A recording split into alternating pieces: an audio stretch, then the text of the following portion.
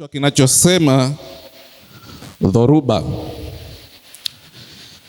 Huenda mara nyingi tumelisikia neno hili na limekuwa neno ambalo tumelitumia mara kwa mara katika maisha yetu ya kila siku. Na nilipokuwa nikitafuta kamusi iniambie nini kwa upana maana ya dhoruba, ndipo nilipogundua kwamba dhoruba ni hali ya hewa yenye ghasia.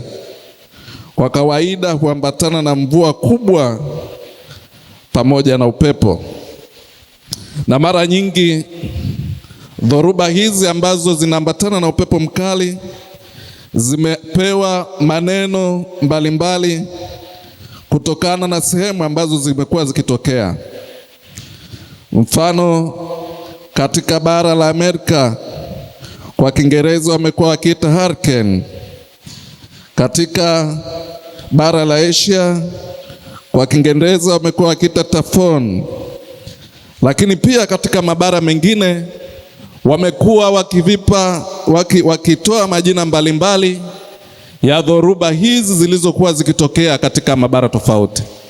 Na tunakumbuka ya kwamba hata katika Tanzania yetu ipo wakati ulitokea dhoruba na upepo mkali ukavuma katika bahari, na mamlaka inayohusika na hali ya hewa ilitoa jina la kimbunga hicho au dhoruba hiyo ya upepo mkali ambao ulitokea.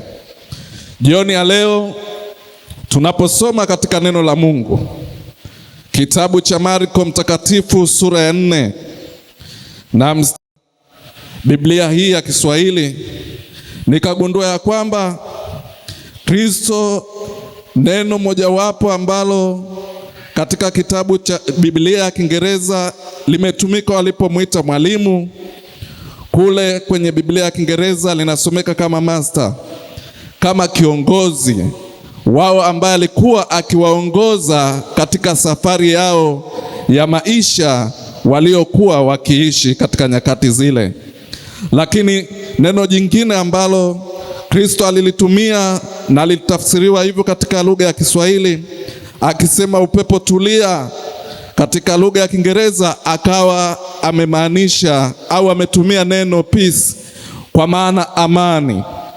Kristo akasema kwamba amani iwepo katika bahari na kukomesha dhoruba iliyoleta uoga kwa wanafunzi waliokuwa pamoja naye. Unajua, unaporudi katika sura ya 3 ya kitabu cha Marko, unaona Yesu akiwa ameanza kufanya miujiza mbalimbali ambayo ilikuwa haiwezekani kufanyika kwa wanadamu. Na hivyo katika nyakati zile viongozi wa kidini wakatafuta namna ya kumkamata kutokana na kazi ambazo alikuwa akizifanya. Moja ya kazi aliyokuwa akiifanya Kristo katika sura ile ya 3 ni kumponya mtu ambaye alikuwa amepooza. Na hii ilikuwa ni agenda kubwa kwa sababu ni kitendo ambacho alikifanya siku ya Sabato.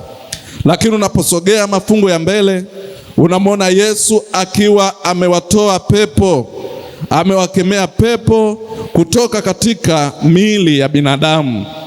Kwa hiyo wanafunzi katika nyakati hizi wakiwa ni wafuasi 12 wa Yesu walikuwa tayari wana uzoefu ya kwamba tuko na mtu wa namna gani katika safari yetu, tuko na mtu ambaye ana uwezo kiasi gani katika safari yetu.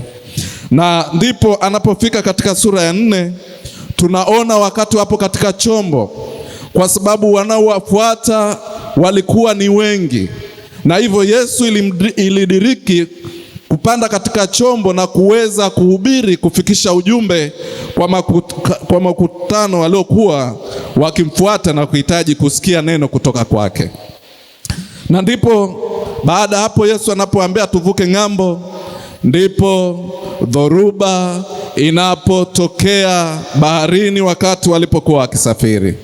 Na kumbuka ya kwamba wanafunzi hawa ambao wako na Yesu, miongoni mwao ni wanafunzi ambao walikuwa na uzoefu mkubwa juu ya masuala ya bahari.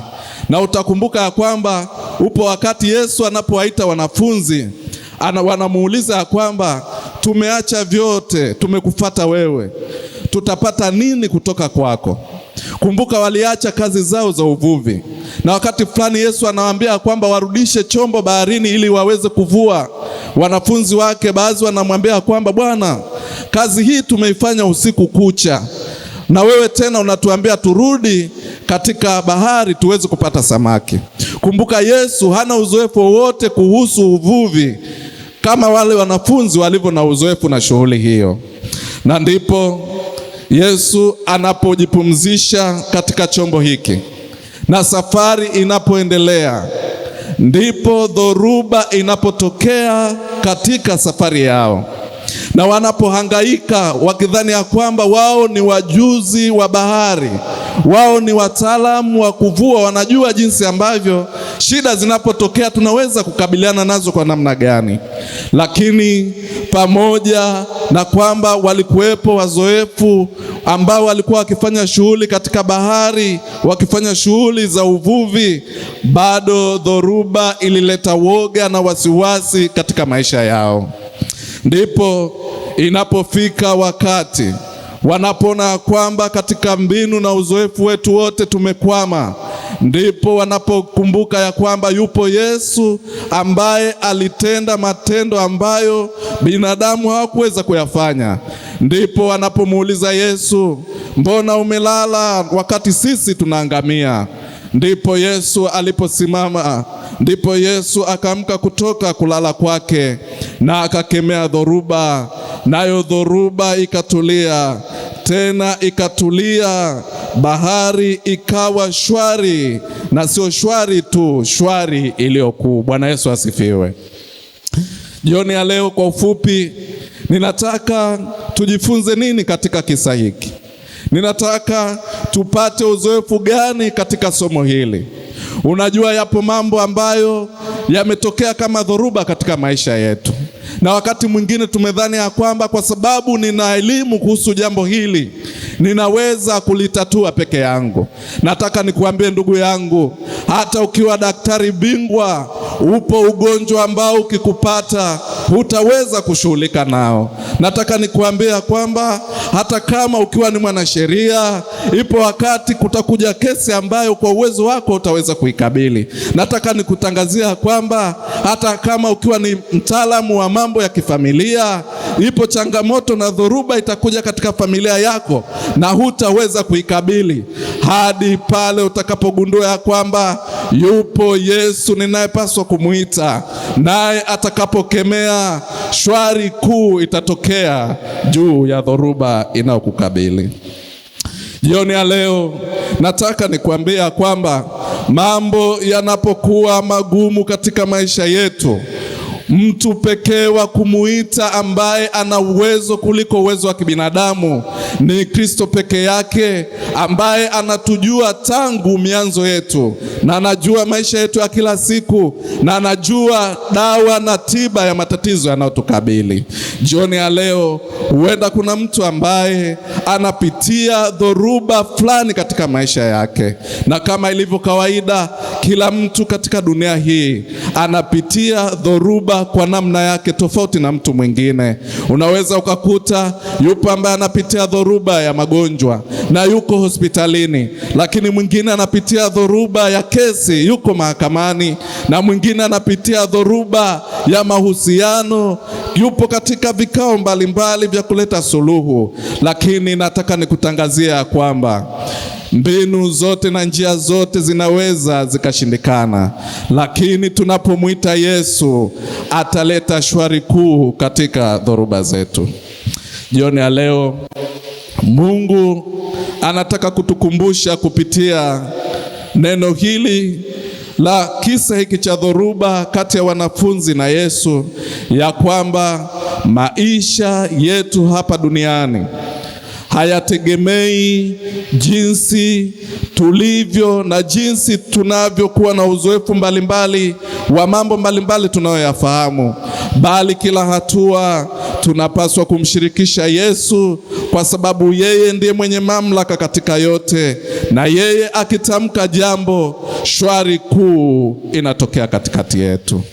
Unajua, kuna wakati tumetembea tukidhani ya kwamba yapo mambo ambayo tunayamudu peke yetu, Na ndiyo maana kuna watu ambao wameweka msemo ya kwamba adui unayemudu usimwachie Mungu. Lakini nataka nikuambia kwamba hata vita yoyote ile unaoipigana juu ya mwenzako au rafiki au jirani au mfanyakazi mwenzako, ikiwa kuna shida katikati yenu, dawa pekee ni kumuita Yesu atulize dhoruba. Jioni ya leo, kabla hatujaelekea mwisho wa somo hili, ninajua ipo familia ambayo ina dhoruba ya mahusiano kati ya mume na mke, na wakati fulani wametafuta suluhu kupitia wazazi, wengine wametafuta suluhu kupitia kanisa, wengine wametafuta suluhu kupitia mahakama. Nataka nikutangazie jioni ya leo, ikiwa ndoa yako, familia yako ina dhoruba inayovuma, tena dhoruba kali, Yesu yupo. Utakapomuita, dhoruba atakwenda kuituliza na itakuwa shwari kuu. Nafahamu ya kwamba wapo wazazi ambao wanapitia dhoruba za malezi ya watoto. Wakati fulani wametoka machozi kutokana na menendo ya watoto wao. Nataka nikutangazia kwamba yupo Yesu mtuliza dhoruba. Utakapomuita, dhoruba itatulia katika watoto wako, na watoto wako watakuwa sehemu ya watoto wenye menendo mizuri. Ninajua yupo mtu ambaye anapitia dhoruba ya kiuchumi. Kila biashara anayoifanya amekuwa akibaki katika madeni, imekuwa haikui. Lakini Kristo jioni ya leo anatufundisha ya kwamba hakuna chochote tunachokiweza kukifanya kwa uzoefu wetu pasipo yeye kumuita na kuweza kuleta shwari kuu katikati ya maisha yetu. Ninajua ya kwamba yupo mtu anapitia dhoruba ya dhambi fulani.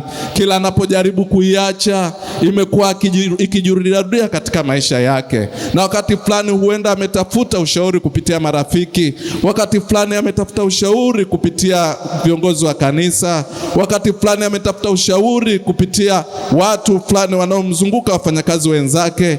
Lakini nataka nikuambia kwamba utakapomwamsha Yesu, naye atakaposikia na kuamua kukemea, shwari kuu itatokea katika maisha yako, na maisha yako yatakuwa na mwenendo mpya unaomtangaza Yesu katika maisha yako. Jioni ya leo, tunapoelekea kuhitimisha somo hili jioni ya leo, upo wimbo ninaoupenda, ambao wimbo huu unatufundisha jinsi ambavyo katika nyakati zote tunazopitia, tutakapokuwa na changamoto zinapokabili maisha yetu, ni salama kukaa mikononi mwake. Niongoze